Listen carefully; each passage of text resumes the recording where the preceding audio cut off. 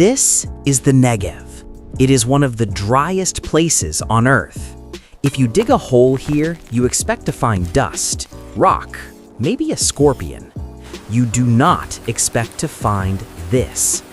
1 million fish, Barramundi, Tilapia, sea bass, tropical species that belong in the rivers of Australia or the lakes of Africa, swimming happily in the middle of a barren wasteland.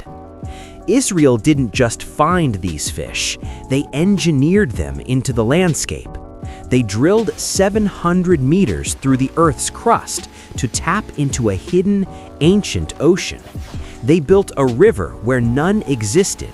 And then they did something even crazier.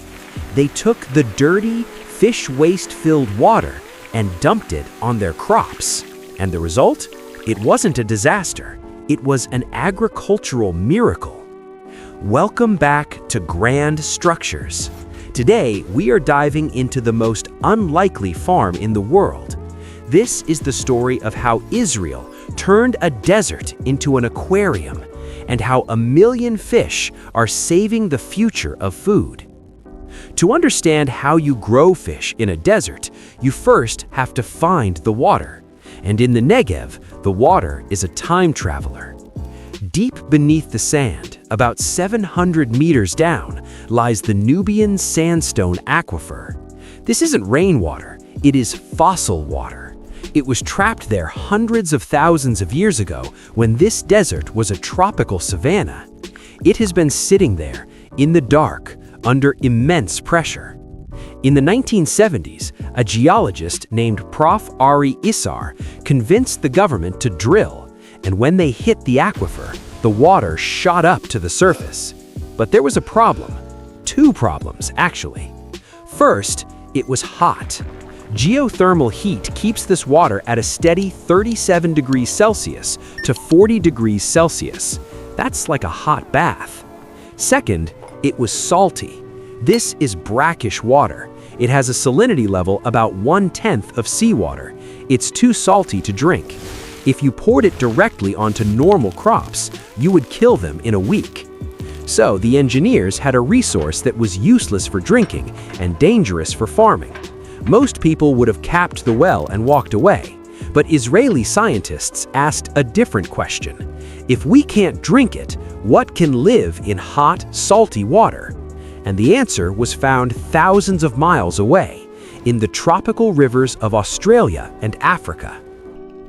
Meet the barramundi. It is a prized eating fish native to the Indo-Pacific. It loves warm water. In fact, it needs warm water. In Europe or North America, fish farming stops in the winter because the water gets too cold. You have to spend millions heating the tanks. But in the Negev, the energy is free. The water comes out of the ground at the exact perfect temperature for tropical fish. It creates a year-round summer. The salt? The fish love it. It reduces parasites and keeps their skin healthy. So farms like Kibbutz Mashabe Sadeh and Aquatech Fisheries built massive tank systems.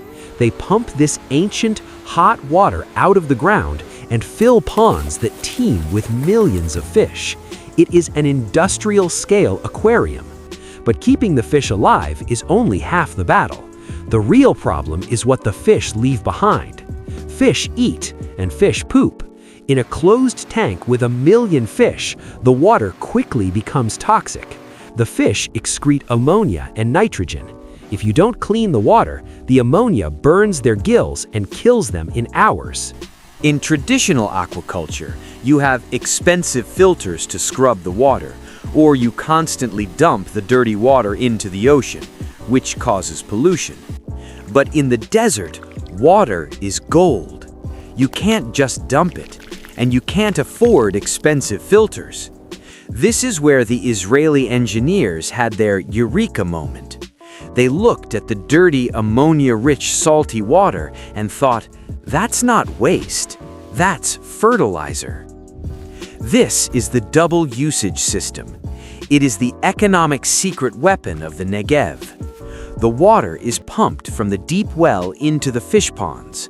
The fish use the heat, They dirty the water with their waste, nitrogen and phosphorus. This water, now cooler and full of organic fertilizer, flows out of the fish ponds and directly into the irrigation pipes of nearby olive groves and date palms. The result was shocking. Farmers found that the crops irrigated with fish water grew faster and produced better yields than crops irrigated with fresh water and chemical fertilizers. Why? Because the fish waste is organic. It releases nutrients slowly. It is the perfect plant food. The soil acts as a massive biofilter, cleaning the water as it seeps back down into the earth. The fish feed the trees, and the trees clean the earth. And the salt? It turns out that olive trees and date palms are incredibly tough. They can tolerate brackish water. In fact, the stress from the salt often makes the fruit sweeter, the same principle as the desert tomato. It is a perfect symbiotic circle. But the real reason this works isn't biology, it's money.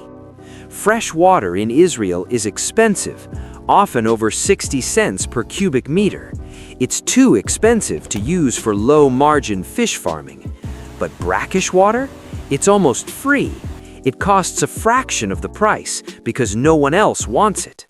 By using the water twice, once for fish, once for crops, the cost is split.